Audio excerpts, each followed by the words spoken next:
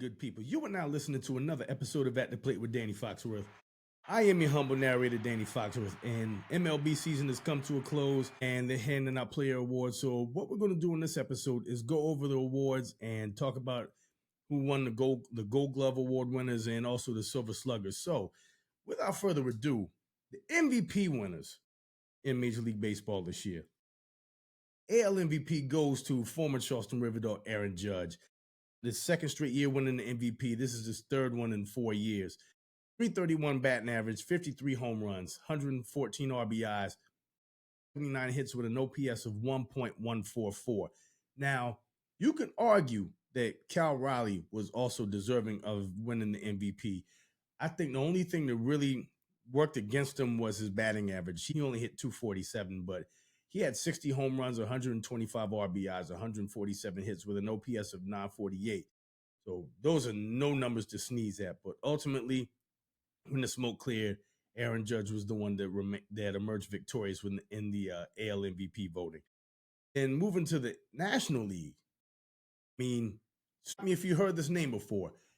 Shohei Ohtani, with his third straight MVP, his fourth MVP in 5 years, which is absolutely absurd. 282 batting average, 55 home runs, 102 RBIs, 172 hits with an OPS of 1.014. Man, it's his world and we're living in it. And don't even get me started about his prowess on the mound too.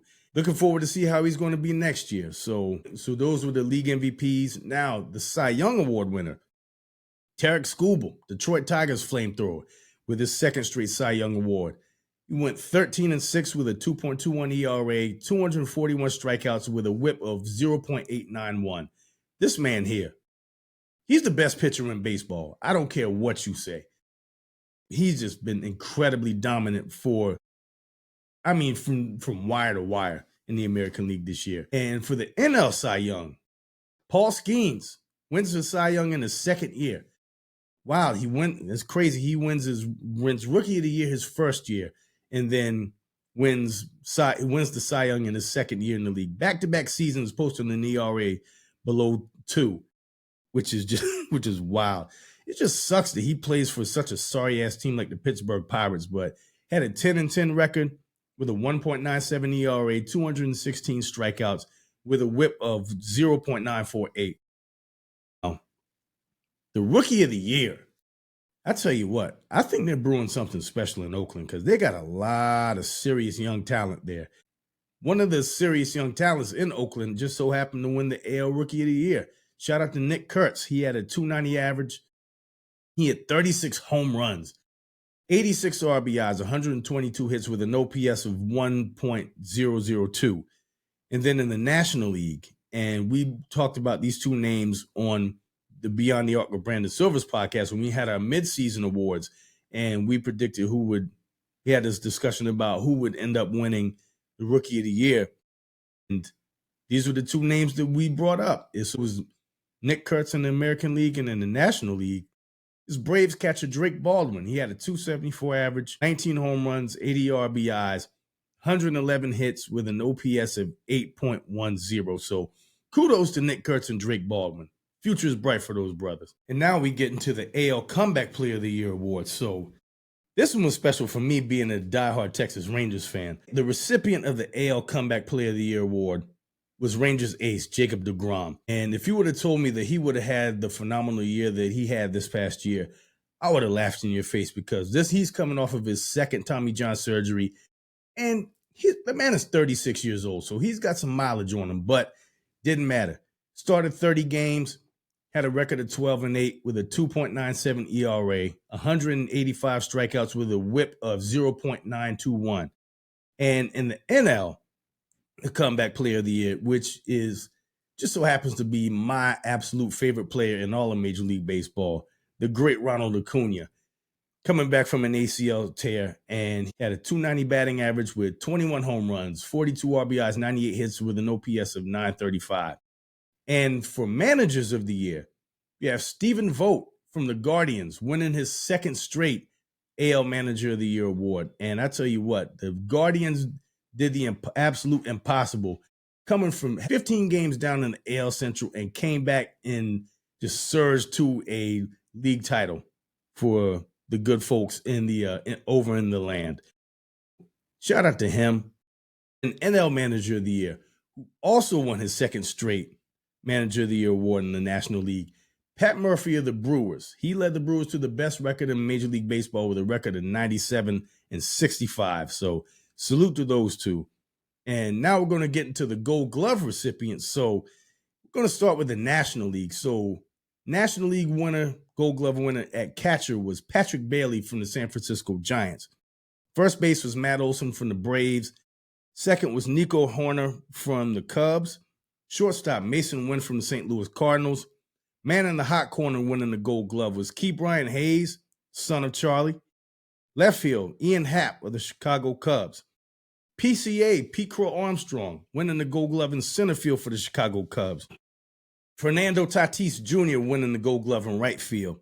Logan Webb wins the Gold Glove on the pitcher's mound. Utility was Javier Sanoja from the Miami Marlins. And the team Gold Glove recipient are the Chicago Cubs. And moving on to the American League. First base Gold Glove winner was Ty France from the Toronto Blue Jays. Second base was Marcus Semien from the Rangers. Shortstop Bobby Witt Jr. Third base was Miguel Garcia from the Kansas City Royals. Left field, Stephen Kwan, Cleveland Guardians. Center field, Cedar Rafaela from the Red Sox. They actually had two infielders, much like the Chicago Cubs. The other infielder, Wilyer Abreu, the other recipient of the Gold Glove Award. Right fielder, Wilyer Abreu from the Boston Red Sox. And pitcher, Max Fried from the Yankees. Utility, Mauricio Dubon from the Houston Astros. And the team Gold Glove recipient, my beloved Texas Rangers, who set the MLB record for the highest team fielding percentage in MLB history. So kudos to the Texas Rangers.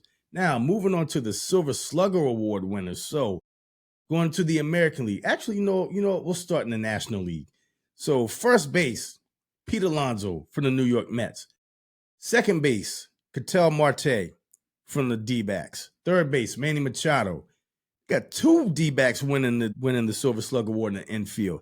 Geraldo Perdomo wins the Silver Slugger Award at shortstop. Then in outfield, you got Juan Soto, Corbin Carroll, and Kyle Tucker for the Cubs. At catcher, Hunter Goodman from the Rockies winning the Silver Slugger Award. Then, of course, Shohei Ohtani wins the award at DH, and Alec Burleson wins the award for the utility player for the St. Louis Cardinals. And the LA Dodgers won the Silver Slugger Award for the team. Won the team award for the Silver Slugger. And in the American League, have the aforementioned AL Rookie of the Year, Nick Kurtz, winning the Silver Slugger at first base. Then one of my favorite players in the league, Jazz Chisholm, New York Yankees. And he wins the Silver Slugger Award at second base. Then third base, Jose Ramirez. Shortstop, Bobby Witt Jr. from the Royals. Outfielder, AL MVP Aaron Judge. Then Byron Buxton and Billy Green from the Twins and the Tigers, respectively, get the other two Silver Slugger spots in the outfield. Then Big Dumper, Cal Raleigh, wins the Silver Slugger Award for catcher. George Springer wins the award for DH from the Toronto Blue Jays.